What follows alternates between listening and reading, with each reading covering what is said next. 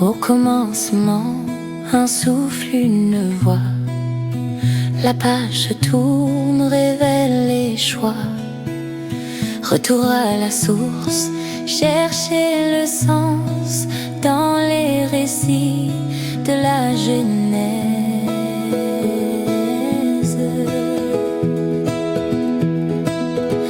Bienvenue dans Fondation, un écho, une révélation. Ouvrons le livre, ouvrons nos cœurs avec Zoé, Éric et le pasteur Joseph.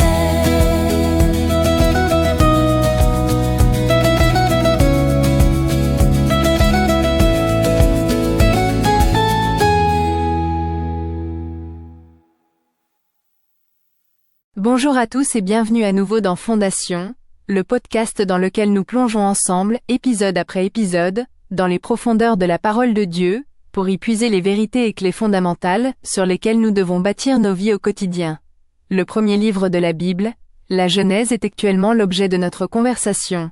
Je suis Zoé, votre animatrice.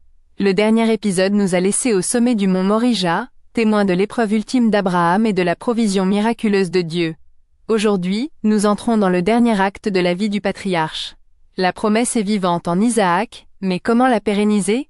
Nous allons découvrir dans les chapitres 23 et 24 de la Genèse les deux actes de foi cruciaux par lesquels Abraham va sécuriser l'avenir, un pour les morts et un pour les vivants. Pour cette discussion fascinante, je suis rejointe par le pasteur Joseph et l'enseignant Éric. Bonjour. Bonjour Zoé, bonjour à tous nos auditeurs. C'est une joie d'aborder aujourd'hui le thème de l'héritage et de la transmission de la foi. Bonjour Zoé. Oui, deux chapitres très différents en style, mais unis par une même foi visionnaire, une foi qui prépare la prochaine génération. Une foi qui bâtit l'avenir, c'est un programme inspirant. Pasteur Joseph, pour nous introduire dans ces récits qui parlent de deuil, d'intégrité et de providence divine, pourriez-vous commencer par la prière ? Avec un grand plaisir. Prions. Père éternel, merci pour la foi de ton serviteur Abraham. Une foi qui nous inspire à regarder au-delà de nos vies, vers l'avenir que tu promets. Apprends-nous l'intégrité dans toutes nos voies. Nous te prions pour la sagesse et la dépendance du serviteur anonyme, afin que nous cherchions ta direction avant toute chose. Fais de nous des personnes de caractère comme Rebecca, prêtes à te servir et à te suivre avec foi. Merci parce que tu as envoyé ton esprit pour nous chercher et nous préparer à être l'épouse de Christ. Que toute notre vie soit une marche de foi vers cet avenir glorieux. Amen. Amen, merci beaucoup pasteur. Le chapitre 23 s'ouvre sur une note triste, la mort de Sarah. Et tout le reste du chapitre est consacré à une négociation immobilière. Éric, pourquoi la Bible consacre-t-elle autant de détails à l'achat d'une parcelle de terre ? C'est une question excellente, car ce qui semble être un simple acte notarié est en réalité un acte de foi d'une portée immense. D'abord, nous voyons le deuil d'Abraham. Il pleure sa compagne de toute une vie. C'est un homme de foi, mais il ressent la douleur de la perte. Ensuite, il se présente aux Hittites comme un étranger et résident. Il est humble, il connaît sa place. Mais il ne demande pas la charité. Il veut acheter un tombeau. Et son comportement durant cette transaction est un sermon silencieux.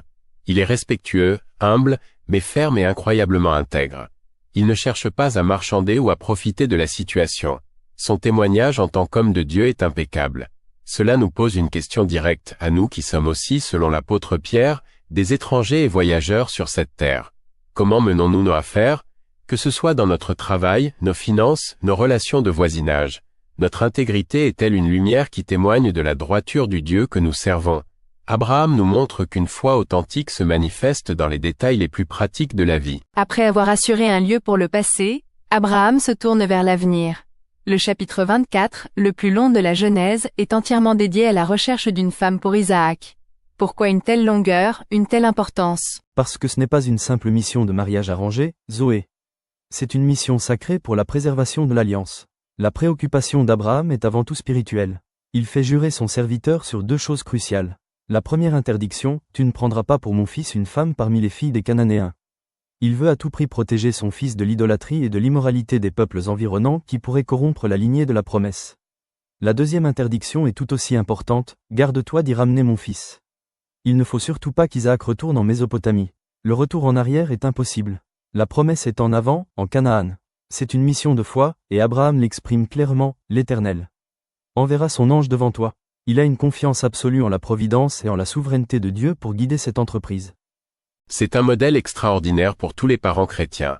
L'inquiétude principale d'Abraham n'est pas le statut social, la richesse ou la beauté de sa future belle-fille. C'est son identité spirituelle et son appartenance au peuple de l'Alliance. C'est un rappel puissant de ce que la Bible enseigne sur le mariage, qui doit être dans le Seigneur. C'est un appel à la sagesse et à la prière pour la jeune génération, pour qu'ils fassent des choix matrimoniaux qui honorent Dieu et qui construisent un héritage de foi. Le serviteur part donc pour cette mission. Arrivé à destination, sa première action est de prier. Et sa prière est d'une précision remarquable. Il demande à Dieu un signe très spécifique. Est-ce une bonne chose de tester Dieu ainsi? Il faut bien analyser la nature de sa prière. Ce n'est pas un test capricieux ou un défi lancé à Dieu.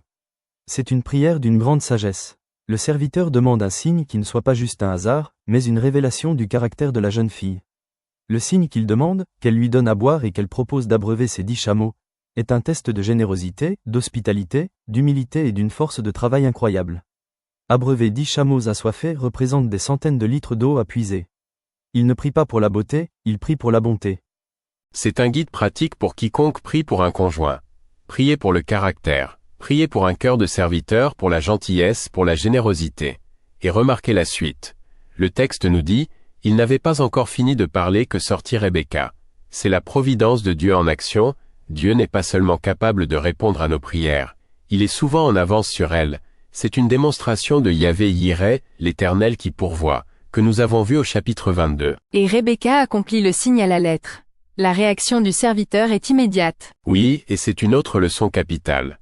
Dès qu'il voit la réponse, avant même de tout comprendre, il se prosterna et adora l'Éternel. L'adoration et la gratitude sont ces réponses instinctives à la direction visible de Dieu. Combien de fois prions-nous pour quelque chose, et quand Dieu répond, nous l'oublions presque et passons à la requête suivante? Ce serviteur nous enseigne à marquer des pauses de gratitude, à reconnaître et à adorer Dieu pour sa fidélité à chaque étape du chemin. Le serviteur est accueilli par la famille de Rebecca, où son frère Laban semble jouer un rôle important. Le serviteur raconte alors toute l'histoire en détail. Son témoignage est un chef-d'œuvre. Il ne met pas en avant ses propres compétences, mais il raconte pas à pas comment Dieu a miraculeusement guidé chaque étape de son voyage. Il est un ambassadeur transparent de la providence divine. Et la réponse de la famille est une reconnaissance de cette souveraineté, c'est de l'Éternel que la chose vient. Il discerne l'action de Dieu. Et Rebecca elle-même doit faire un choix. Quand on lui demande « Veux-tu aller avec cet homme ?», sa réponse est directe « J'irai ». C'est un acte de foi immense de sa part. Elle accepte de quitter sa famille, sa culture, son pays, pour aller épouser un homme qu'elle n'a jamais vu, dans une terre qu'elle ne connaît pas, tout cela sur la base du témoignage de la direction de Dieu. Elle est une digne héritière de la foi d'Abraham, qui lui aussi a tout quitté sur la base d'une promesse. La foi est contagieuse et elle appelle une réponse de foi. Pour finir, la rencontre entre Isaac et Rebecca est d'une grande beauté. Isaac était sorti pour méditer dans les champs, sur le soir. Il n'est pas passif, il est dans une attente contemplative et priante. Rebecca, en le voyant, descend de son chameau et se voile, un signe de modestie et de respect. Et le texte conclut en disant qu'Isaac l'aima et fut consolé après la mort de sa mère. La mission est accomplie, la lignée de l'Alliance est sécurisée pour la prochaine génération. Dieu a été fidèle. Énéric, dans notre plan d'étude, vous avez mentionné que toute cette histoire est une image, une typologie de quelque chose de plus grand. Absolument, c'est l'une des plus belles allégories de l'Évangile dans l'Ancien Testament. Abraham est une figure de Dieu le Père, qui planifie d'acquérir une épouse pour son fils bien-aimé. Isaac, le fils de la promesse pour qui l'épouse est destinée, est une figure de Jésus-Christ. Le serviteur anonyme, qui ne parle jamais de lui-même mais glorifie toujours son maître et accomplit sa volonté, est une figure parfaite du Saint-Esprit. Il est envoyé dans le monde, un pays lointain, pour appeler et préparer une épouse pour le fils. Et Rebecca, qui entend l'appel, y répond par la foi, quitte tout et va à la rencontre de l'époux, est une figure de l'Église, des croyants. C'est l'histoire de la rédemption en miniature. Le Saint-Esprit nous révèle la beauté du Fils et nous pousse à dire « oui » à son appel. C'est une perspective magnifique qui donne une toute autre dimension à ce chapitre. Merci infiniment. Pasteur Joseph, pour conclure, quelle prière pouvons-nous faire monter à ce Dieu si fidèle? Prions. Père Céleste, nous nous émerveillons de ta sagesse et de ta providence. Comme Abraham, nous voulons vivre avec une foi qui prépare un héritage spirituel pour les générations à venir. Nous te prions de nous donner la clarté et la dépendance du serviteur pour chercher ta volonté dans toutes nos grandes décisions. Fais de nous des personnes au cœur généreux et prompts à servir comme Rebecca. Et par-dessus tout, nous te remercions, Père, d'avoir envoyé ton Esprit Saint dans le monde pour nous appeler à devenir l'épouse de ton Fils bien-aimé, Jésus. Aide-nous à répondre chaque jour à cet appel avec un oui joyeux et plein de foi. Amen. Amen.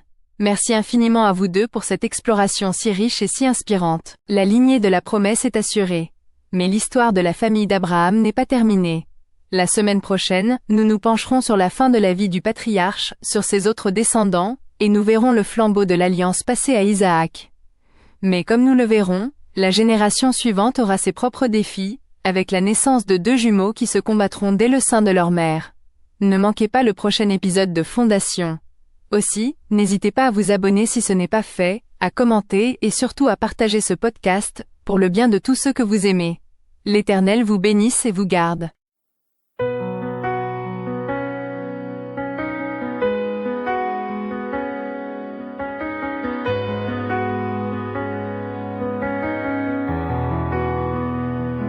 La conversation se termine ici, mais la parole résonne à l'infini.